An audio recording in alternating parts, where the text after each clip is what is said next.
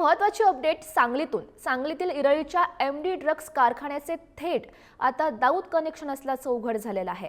दुबईतून सांगलीमध्ये हा ड्रग्जचा कारखाना चालवणारा मुख्य आरोपी त्याला अटक झाली आहे। दुबईतून अटक केलेला आरोपी दाऊदच्या हस्तकाचा साथीदार असल्याचं समजतंय। दुबईतून आरोपी मुस्तफा कुब्बावालाला याला अटक झालेली आहे। त्याला महाराष्ट्रामध्ये सध्या आणण्यात गेलाय।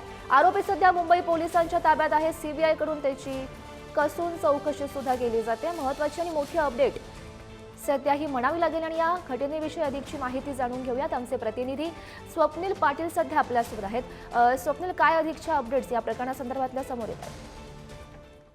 नक्कीच गौरी, सांगलीच्या कवठेमंकाळ येथील इरळीमध्ये थाटण्यात आलेल्या एमडी ड्रग्ज कारखान्याचे कनेक्शन आता थेट दाऊद पर्यंत पोहोचले।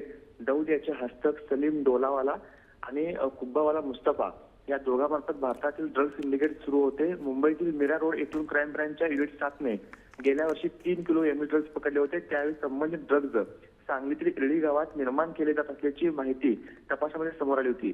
त्यानुसार क्राईम ब्रँचच्या युनिट 7ने सांगलीतील इरळीमध्ये छापा टाकून तब्बल 246 कोटी रुपयांचे 223 किलो एमडी ड्रग्ज जप्त केले होते।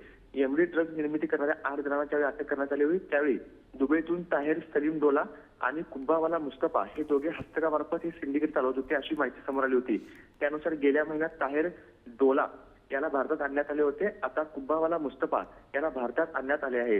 हे दोघे दाऊद इब्राहिमचे हस्तक आहेत। यांच्या मार्फत ड्रग्जचं कनेक्शन संपूर्ण भारतामध्ये चालवले जात होते। इरळीमध्ये थाटण्यात आलेल्या ड्रग्जचा कारखाना देखील आता थेट दाऊदशी कनेक्शन समोर आले। त्यामुळे थेट दुबईतून ग्रामीण भागात असणाऱ्या इरळी ड्रग्ज सिंडिकेट चालवले जात असल्याची धक्कादायक बाब समोर आलेली आहे।